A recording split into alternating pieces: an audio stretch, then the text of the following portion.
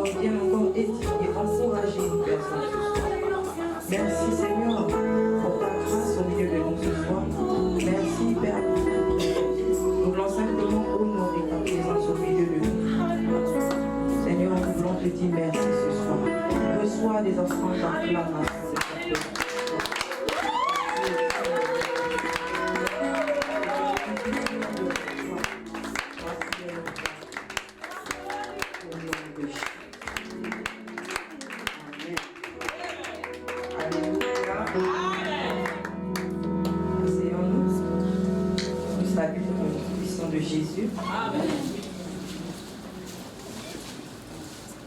Je vais aller un peu dans le même élan du message de mercredi que l'apôtre Dani Malembe nous a communiqué.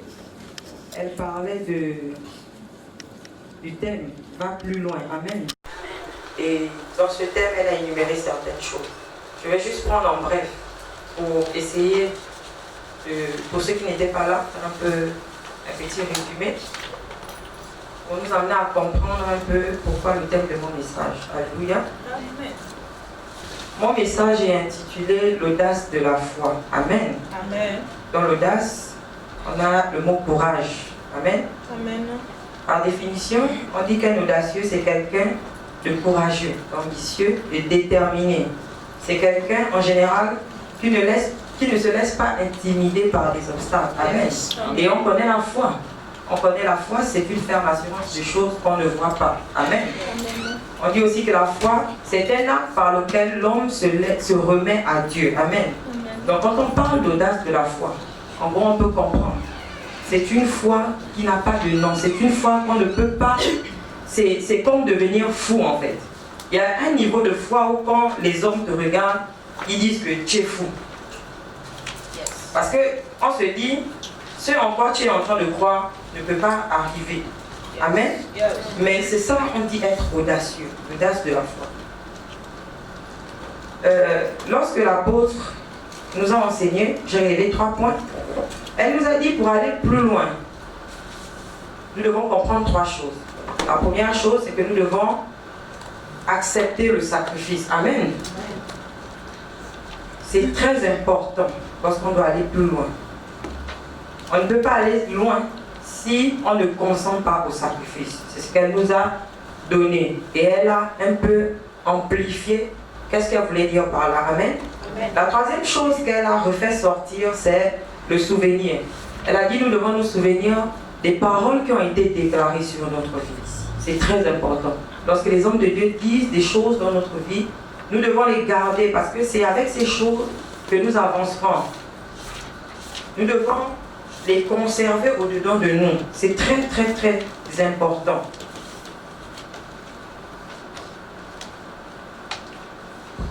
Et la dernière chose qu'elle a évoquée, elle a parlé de l'onction. Amen. Amen. Elle a dit que nous devons avoir l'onction. Et pour avoir l'onction, elle a dit nous devons avoir une certaine intimité avec le Seigneur. Et donc j'étais en train de relire cela et je me suis posé, qu'est-ce que je peux dire ce soir? Comme elle pouvait le dire, c'est pas facile quand on ne te donne pas un thème. C'est compliqué.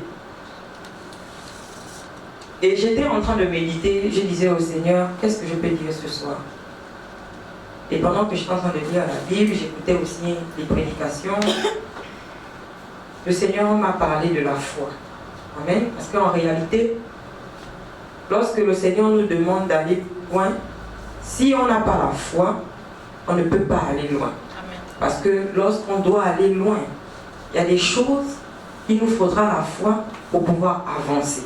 Yes.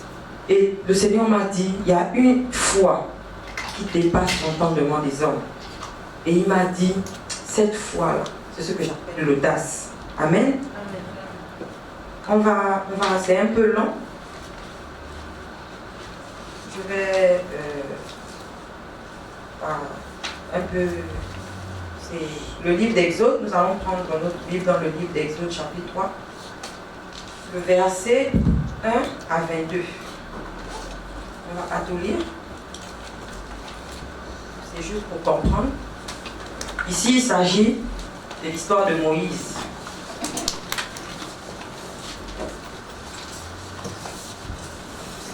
quelqu'un? Moïse faisait paître les brebis de son beau-père Jéthro, prêtre de Madian. Il mena son troupeau au-delà du désert et parvint jusqu'à Horeb, la montagne de Dieu. L'ange de l'Éternel lui apparut dans une flamme au milieu d'un buisson. Moïse aperçut un buisson qui était tout embrasé et qui pourtant ne se consumait pas.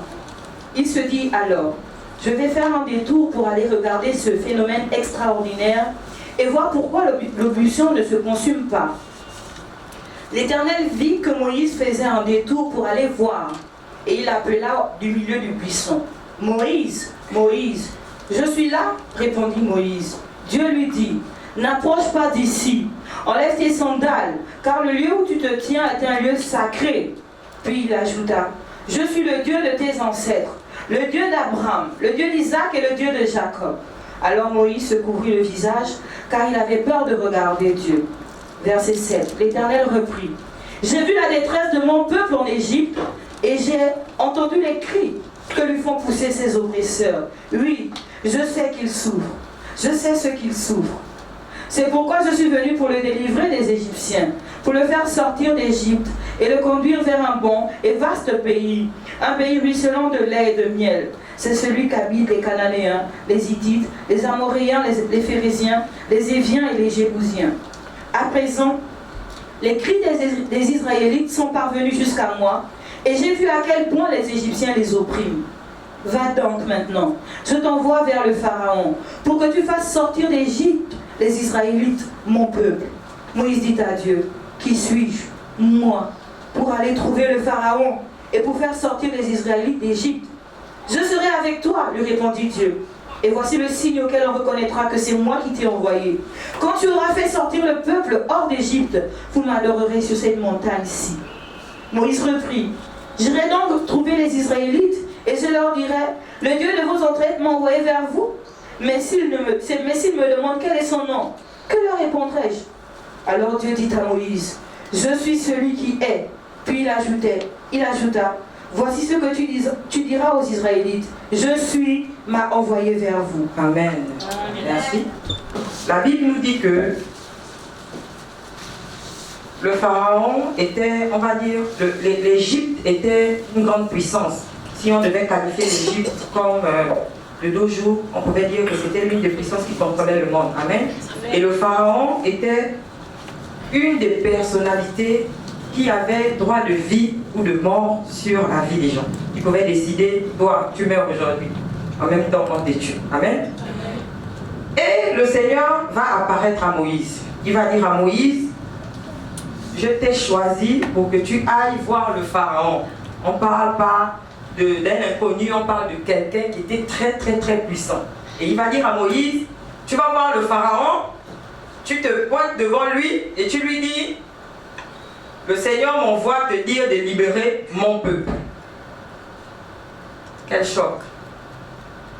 Quand bien même le Seigneur nous demande des choses et qu'on dit que ça là on ne peut pas faire.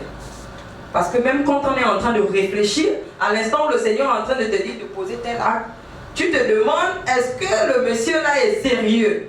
Est-ce que ce qu'il est en train de me dire d'aller faire, il est conscient que si je m'en veux poser cet acte-là, le préjudice qui va arriver sera terrible sur ma vie. Mais le Seigneur dit à Moïse, je t'ai choisi pour que tu ailles en Égypte et tu dis au peuple, tu dis au Pharaon de libérer mon peuple. Nous connaissons bien que Moïse venait de là-bas. Donc en réalité, Moïse connaissait le système. Moïse savait comment ça se passait. Donc il savait que s'il partait, il pouvait ne pas revenir. Parce qu'il connaissait exactement qui était le Pharaon. Mais c'est lui que le Seigneur va choisir. Sachant ce qu'il attendait, sachant ce qui se passait, parce que souvent on ne connaît pas. Parce que c'est très important aussi de connaître notre adversaire. Lorsqu'on ne connaît pas notre adversaire, c'est difficile pour nous d'aller au combat. Amen. Moïse connaissait son adversaire. Mais qu'est-ce qu'il a décidé de faire? Il a décidé d'accepter, d'obéir à la voix de l'Éternel. Il a mis quoi en œuvre? Il a mis sa foi en œuvre. Le Seigneur va lui dire, lorsqu'il pose la question au Seigneur, lorsque je vais aller en Égypte et que je vais leur dire que tu m'as envoyé. Lorsqu'ils vont me poser la question, celui qui t'a envoyé là, il s'appelle comment? Il a dit, va leur dire que je suis m'a envoyé. Et puis je me suis posé la question. Avec tous les noms qu'on a, Adonai, Elohim, El Shaddai, mais il choisit seulement quoi? Je suis m'a envoyé. Moïse va prendre cela. Il va donner un signe à Moïse. Il va dire, jette ton bâton. Je crois, mets aussi ta main. Ce sont des signes qu'il va donner à Moïse. Et Moïse décide de partir. Il exécute, il obéit à la voix du Seigneur. Il décide de partir en Égypte. Lorsqu'il arrive en Égypte, effectivement, il va exécuter ce que le Seigneur a demandé de faire. Il va se retrouver devant le Pharaon et il va dire au Pharaon, le Seigneur m'a envoyé pour te dire de libérer mon peuple. Et puis assurément, le Pharaon est resté en train de le regarder pour lui dire que ben, toi tu es fou ou bien tu es drogué, parce que déjà Moïse était recherché. Il avait tué avant de sortir de là-bas. C'est quelqu'un qui avait fui. Donc il revient des années après pour venir ordonner à Pharaon de libérer son peuple. Quelle audace! Il se tient devant le Pharaon et il va dire au Pharaon, le Seigneur dit que tu ordonnes mon peuple. Moïse, qu'est-ce qu'il a fait? Il a obéi. Il était convaincu que celui qu'il avait envoyé ne pouvait pas l'abandonner. Il avait cette foi. Lorsque le Seigneur nous demande d'aller plus loin, nous devons comprendre que lorsqu'il nous demande d'aller, il est avec nous. Il connaît les challenges qu'il y a. Il connaît les challenges qu'on peut rencontrer. Mais il nous dit, va plus loin. Ça veut dire qu'il est avec nous, il nous accompagne. Mais c'est notre foi qui va déterminer maintenant notre évolution dans notre marche avec le Seigneur. Amen. Lorsque nous avons des obstacles, c'est ce que nous avons en nous, c'est la foi que nous avons en nous qui va booster l'onction. Comme pouvait parler l'apôtre, nous avons besoin de l'onction. Mais l'onction vient de quoi? L'onction vient de la foi que nous avons. Lorsque nous avons la foi, nous activons un processus. Et ce processus-là, c'est l'onction. Et cette onction-là va nous propulser et nous allons nous retrouver à faire des choses qu'on ne pouvait pas imaginer. Mais c'est parti d'où? C'est parti de la foi qu'on a développée en nous. On a mûri cette foi-là. On s'est dit, l'homme de Dieu a dit, disait l'apôtre a dit, les promesses, le souvenir des promesses. L'homme de Dieu a dit, je serai ça. L'homme de Dieu m'a dit, va déposer les dossiers à la présidence. J'obéis, je mets ma foi devant. Et cette foi va activer mon onction. Et l'onction là va travailler. Et des choses terribles vont se passer. C'est ce que Moïse a fait. Moïse a obéi à ce que le Seigneur a dit. Il est allé, il a parlé. Et il savait que le Seigneur devait faire des choses. Et quand il est allé, il a dit au Pharaon, le Seigneur demande que tu libères son peuple. Le Pharaon a commencé peut-être à rigoler. Et Moïse a pris son bâton, il l'a jeté au sol. Quand il jette son bâton au sol, le Pharaon voit pas un serpent, mais il est habitué. Parce que c'est quelqu'un qui a des magiciens. Il y a plusieurs magiciens là-bas. Quand il jette le bâton de Moïse, il se transforme en serpent. Qu'est-ce qu'il fait? Il dit, appelez-moi tous les autres les magiciens là qu'il y a dans le territoire, appelez-les-moi. Tous les magiciens sont arrivés. Les magiciens ont fait quoi? Ils ont jeté aussi les bâtons qu'ils avaient entre leurs mains. Et les mêmes bâtons aussi se sont transformés en serpents. C'est juste qu'à cet instant-là, Aaron a regardé Moïse pour dire qu'un dirait que la partie là, Jésus ne nous avait pas dit ça. Il nous avait dit que je vais jeter le serpent à terre, mais il ne nous avait pas dit que eux aussi devaient jeter le serpent. Donc souvent on doute. Ça veut dire que le Seigneur nous dit que non, tu peux faire tel miracle. Mais quand j'arrive, tu te rends compte que la personne que tu as devant toi, il peut même corrompre ta foi. Quand il fait même plus que toi, tu te dis que oh Seigneur, mais tu m'avais dit que vas-tu prier. Maintenant je prie. Lui là-bas, il fait même une magie. Bien, tu entends seulement que ton pied ne bouge pas alors que tu es en train de prier en langue. Celui qui est devant toi, il fait peut-être ça même comme ça. Ton pied ne bouge pas, tu commences à paniquer. Non, tu ne dois pas paniquer. Qu'est-ce qui s'est passé? La Bible nous dit que lorsque les bâtons se sont changés en serpents, le serpent de Moïse a avalé tous les serpents qui étaient là en ce moment. Amen. Le serpent de Moïse a avalé tous les serpents qui étaient là en ce moment. Je suis sûr que le pharaon a dit Dieu que puisqu'il n'a pas libéré, malgré ce truc-là, je suis sûr qu'il a dit non, c'est sûr que le serpent de Moïse était un peu gros. Et puis les autres étaient un peu minces. C'est pourquoi il a pu les avaler. N'est-ce pas? Je suis sûr que c'est ça parce qu'à l'instant là, il a rigolé, il a dit non, mais ça c'est rien. Mais le Seigneur, quand il parle à Moïse, il dit à Moïse, tu iras dire au Pharaon de libérer mon peuple. Je sais qu'il ne le fera pas, sauf par une intervention divine. Amen. Nous devons comprendre que même quand nous sommes dans la prière, même quand nous posons des actes, ça ne veut pas dire que les challenges vont s'arrêter. Non, les challenges seront toujours là. Mais le Seigneur aussi nous donne la capacité de pouvoir lutter, de pouvoir continuer à avancer malgré les épreuves. Le Seigneur nous scinde de force. Souvent, on a souvent tendance à se dire que, bon, comme le Seigneur, c'est par révélation que j'ai eu, par exemple, une entreprise. Comme c'était venu du Seigneur, s'il y a les obstacles, c'est que ce n'était pas Dieu. C'est faux. Ce n'est pas parce que c'est Dieu qui te donne la révélation de quelque chose que les challenges ne peuvent pas arriver. Amen, amen. Les challenges seront toujours là. Mais c'est à toi de te dire que le Seigneur qui m'a envoyé ne me laissera pas tomber. Il sera toujours avec moi. Malgré les épreuves, malgré les attaques, malgré les persécutions, le Seigneur sera toujours là. Je vais toujours redoubler de force, je vais toujours redoubler de foi, je vais redoubler de persévérance parce que je sais que celui qui est avec moi est plus fort que celui qui est dans le monde. Amen. Nous devons avoir ça à l'esprit. Amen. Moïse est parti. Il est revenu. Il a encore ajouté. Il a fait des miracles et des miracles. Il a fait des miracles et des miracles. Mais malgré ça, le Pharaon est resté sur sa position. Assurément, Moïse se posait des questions. Mais Moïse a gardé la foi. Parce qu'il savait qu'il avait envoyé. Il savait que celui qu'il avait envoyé ne pouvait pas l'abandonner. Et il avait déjà dit. L'apôtre disait que nous devons être en intimité avec le Seigneur. Lorsque tu es en intimité avec le Seigneur, il y a des choses que le Seigneur va te révéler. Le Seigneur avait déjà dit à Moïse, à cause de leur intimité, que tu iras dire à Pharaon, mais il ne te laissera pas, sauf par une intervention divine. Donc en réalité, alors que le peuple d'Israël est en train de se lamenter par rapport à tous ces miracles qui se passaient, et du cœur du Pharaon qui était endurci, Moïse avait la révélation. Moïse savait que le Seigneur avait déjà dit qu'il ne te laissera pas partir parce que son cœur a été endurci. Donc Moïse avait déjà cette connaissance-là. Lorsque nous n'avons pas la connaissance de certaines choses, amen, il y a des choses qui nous échappent. Amen. Pourquoi? Parce que nous n'avons pas la révélation. Et si nous, pour avoir la révélation, nous devons être en intimité avec le Seigneur. Si nous ne sommes pas en intimité avec le Seigneur, il y a des choses que nous ne pourrons pas comprendre, que nous ne pourrons pas savoir. Pourquoi? Parce qu'on n'a pas une intimité avec le Seigneur. On va marcher seulement comme ça. On avancera seulement comme ça. Alors que nous devons être en intimité avec le Seigneur pour savoir qu'est-ce que le Seigneur a prévu pour nous. Amen. Et ils vont continuer à faire ce qu'ils ont fait. Ils vont continuer dans cette même optique. Ils vont travailler.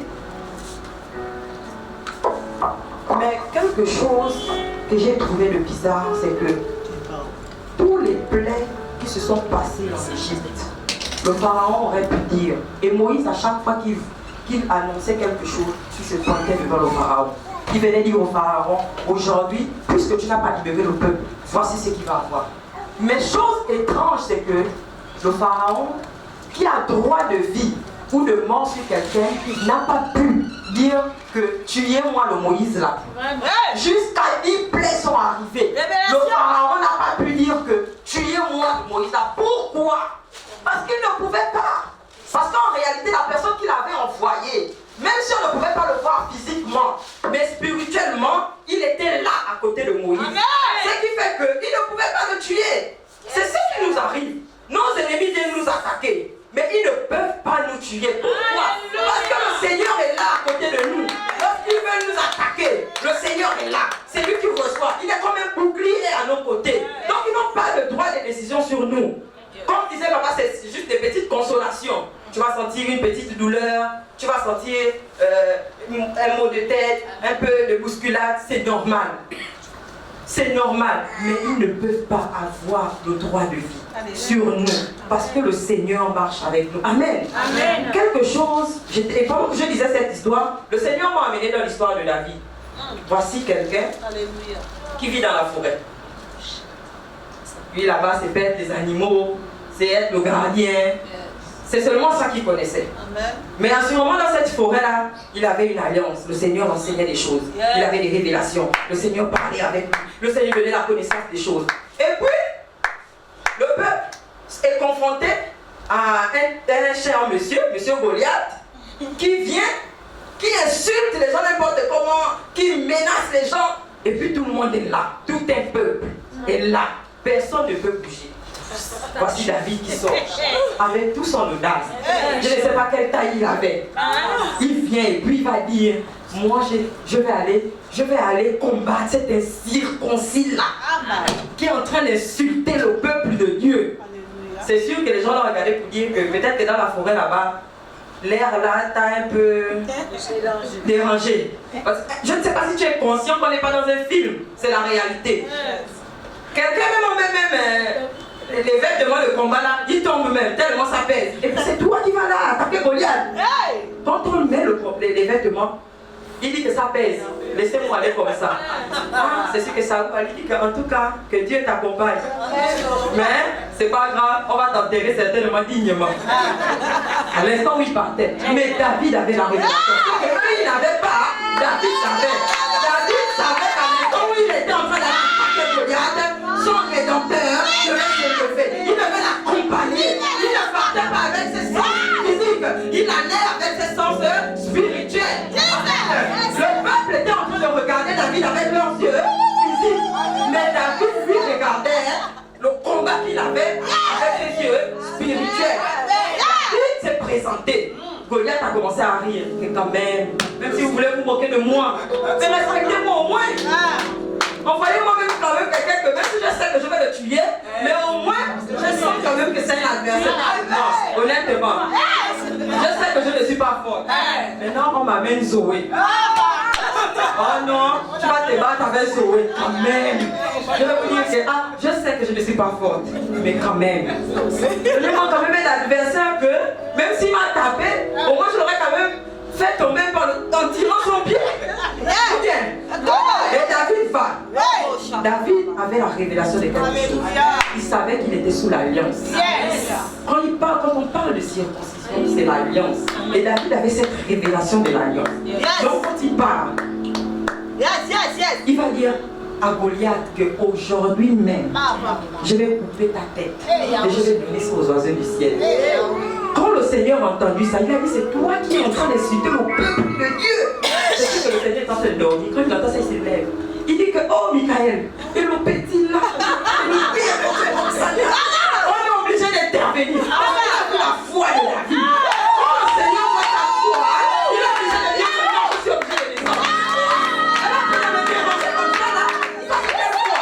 Le Seigneur descend et il est obligé de venir intervenir. Pourquoi? Parce que le Seigneur a vu ta foi. Il a dit que non, ça c'est un courage qui n'a pas de nom. Il dit à Michael que bon là, on est obligé d'intervenir. David va simplement prendre une pierre. Il n'avait même pas l'épée. Il va prendre ses mains, il va fondre avec la pierre, il va tirer. Et Goliath va tomber. Alléluia. Goliath va tomber. Mais est-ce qu'une pierre peut faire tomber un géant comme ça? Non. C'est l'intervention divine qui s'est manifestée. Lorsque David avait la foi, l'onction s'est mise en mouvement. Parce que quand Goliath a fait un pas, David n'a pas reculé. Il a foncé sur Goliath. Parce qu'il savait qu'au moment où il était en train de foncer sur Goliath, les anges étaient avec lui. Le Seigneur était avec lui. Les milliers et il a foncé sur Goliath. Il a fait tomber Goliath. Et il a coupé la tête de Goliath. Il a donné aux oiseaux. Nos ennemis doivent savoir que nous sommes les enfants de Dieu. Amen. Ils doivent savoir que nous sommes les enfants de Dieu. Nous ne devons pas reculer devant les attaques. Quand tu recules devant une attaque, c'est que tu n'es pas confiant de celui qui marche avec toi. Lorsque tu es confiant de celui qui marche avec toi, tu avances. Quand on dit que tu vas faire la version, tu avances. Quand on dit que ton magasin va brûler, tu dis j'avance. Parce que je sais que celui qui m'a donné la capacité de faire cela va continuer à m'accompagner. Il ne me laissera pas tomber. Il est avec moi. Il m'accompagnera. Quand ça n'ira pas, quand je n'aurai pas d'argent, quand mes finances seront bloquées, quand on va me licencier, ce Dieu-là ne m'abandonnera jamais. Amen. Nous devons avoir ça à cœur. C'est ça la foi. C'est ça aller plus loin avec le Seigneur. Si nous voulons marcher avec le Seigneur, nous devons garder ces choses à l'esprit. Amen. Amen. Ce que le Seigneur veut pour nous, ce n'est pas des voitures, ce n'est pas avoir des grandes maisons, ce n'est pas avoir je ne sais quelle position. Ce que le Seigneur veut pour nous, c'est que nous puissions connaître sa parole. Amen. Parce que si nous avons la révélation de sa parole, toutes ces choses, nous les aurons. Parce que sa parole parle de toutes ces choses. Amen. Amen. Amen. Nous devons avoir la révélation de toutes ces choses. David avait cette révélation. Moïse aussi avait cette révélation. Et tous ceux qui ont fait des exploits, ils avaient cette révélation. Lorsqu'Abraham, quand le Seigneur lui dit, donne-moi ton fils en sacrifice, il n'a pas peur. Il se lève. Le fils que lui-même le Seigneur l'a donné après combien d'années, il n'espérait même plus. Parce qu'il y a un niveau quand même. Bon, quand même quelqu'un vient te donner la prophétie, peut-être tu n'es pas vexé, mais au fond de toi quand même tu sens que, oh la sœur, tu as aussi exagéré, oh. C'est vrai, Dieu peut me visiter, mais quand même, quelqu'un va venir me dire, oh non, le Seigneur me dit que bientôt il y a un émirat qui va venir, bon ils sont bons racistes, là-bas il n'y a pas des Africaines, toi tu viens me dire, oh non il y a un émirat qui va t'épouser demain. La sœur, bon, peut-être quelqu'un même l'ambassadeur du Congo, ou bien de la France, ou bien des États-Unis, ok. Mais un émirat, là-bas, il n'y a même pas des Africains, c'est pareil qu'entre eux. La révélation que tu as vue là, c'est ça. Donc, on arrive souvent à ça. Souvent, on doute des prophéties, parce qu'on doute de nous-mêmes. En réalité, si on doute de nous-mêmes, c'est parce qu'on n'a pas la foi.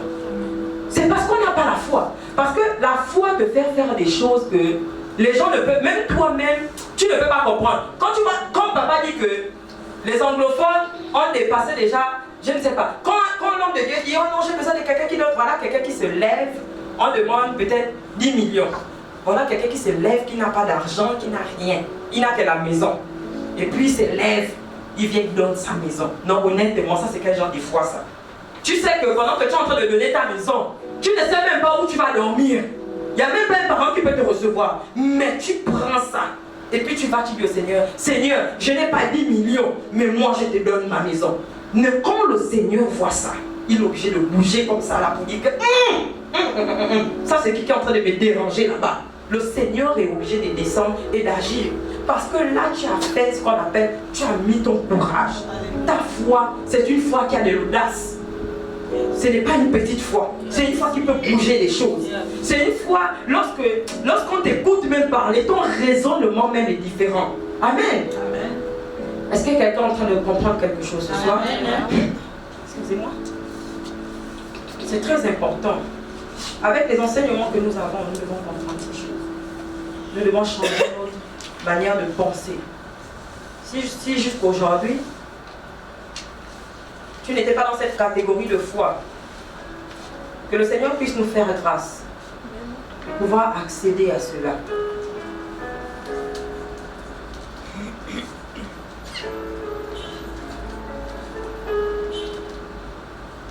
Le Seigneur a besoin que nous puissions aller plus loin. Et pour aller plus loin, c'est notre obéissance à la parole de Dieu. Lorsque nous obéissons à la parole de Dieu, on ne peut qu'aller plus loin. Dieu ne descendra plus pour nous parler, on va dire peut-être par les révélations que tu as personnellement.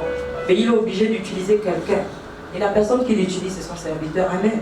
Lorsque le serviteur de Dieu dit des choses dans ta vie, il y a une manière de pouvoir réceptionner cela. Parfois on va rigoler, parfois on va se dire non, c'est pas possible. Mais à l'instant où tu es en train de recevoir cette parole va prendre effet en fonction de ton attitude, de comment tu vas la recevoir. Si pendant que tu es en train de la recevoir, il y a déjà au fond de toi quelque chose qui dit que c'est pas possible, tu ne pourras pas voir ces choses se passer.